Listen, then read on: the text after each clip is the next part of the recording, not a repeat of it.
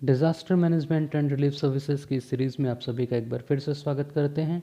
आज हम बात करेंगे कि वल्नरेबल ग्रुप्स यानी कि संवेदनशील समूह क्या होता है, किन्हें कहते हैं।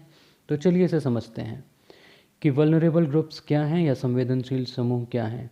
तो संवेदनशीलता को हम कुछ इस तरीके से समझ सकते हैं कि यह किसी व्यक्ति, समुदाय, उपसमूह, संरचना, सेवाओं या भौगोलिक क्षेत्र का वह स्तर है जिसकी आपदा प्रभावित क्षेत्र से निकटता होने के कारण नष्ट होने की संभावना सबसे ज़्यादा होती है।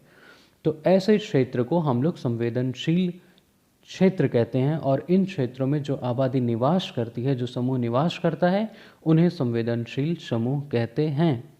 या दूसरे आसान शब्दों में अगर हम इसको कहें तो ये कह सकते हैं कि संवेदनशील समूह ऐसे लोगों का ग्रुप होता है जिन्हें कुछ खास आवश्यकताएं होती हैं, इन्हें स्पेशल नीड्स होती हैं।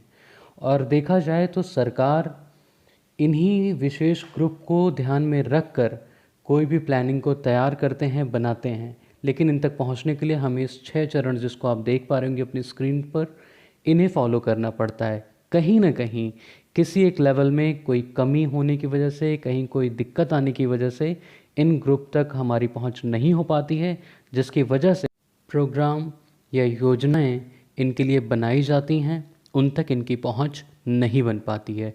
इस चित्र को थोड़ा सा आपको समझाते हैं। ये यहाँ पे वीजी यानी कि वल्नरेबल ग्रुप के बारे में बात की जा रही है। जो 6 चरण की बात की गई है, ये डी का मतलब पहला वो चरण जहाँ पे हम कहते हैं डिफाइन करने की बात, की परिभाषित करने की बात, कि ये वल्नरेबल ग्रुप की परिभाषा क्या है, इसे परिभाषित किया जाए। दूसरा चरण आता है एल यानी कि लोकेट किया जाए कि वो कहाँ हैं। तीसरा चरण आता है आर यानी कि उन तक पहुँच, रीच बनाई जाए अपनी। चौथा चरण आता है पी यानी कि प्लानिंग, उसके अकॉर्डिंग रीच होने के बाद एक योजना बनाई जाए।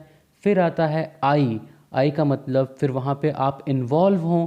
उसके बाद और अंतिम चरण आता है एम यानी कि फिर प्रबंधन की विशेष व्यवस्था की जाए।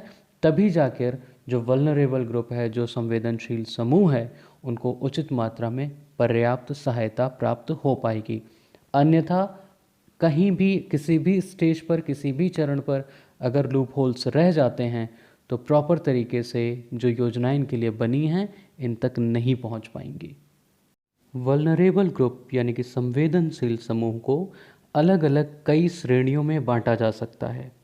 तो आइए हम देखते हैं कुछ श्रेणियों के बारे में कि संवेदनशील समूह की अलग अलग श्रेणियां क्या बनाई जा सकती हैं। तो आप अपनी स्क्रीन्स पर देख रहे हैं चिल्ड्रन यानी कि बच्चे, विमेंस महिलाएं, MR और /PH यानी कि मेंटली रिटार्डेड या फिर फिजिकली हैंडीकैप्ड, ठीक है।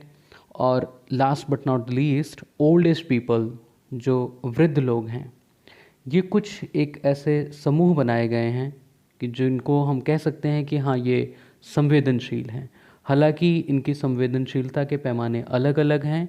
वो इस पर निर्भर करता है कि उन विशेष ग्रुप की अपनी क्या ज़रूरतें हैं। बच्चों की कुछ अपनी अलग ज़रूरत होंगी, महिलाओं की कुछ अपनी अलग ज़रूरतें होती हैं।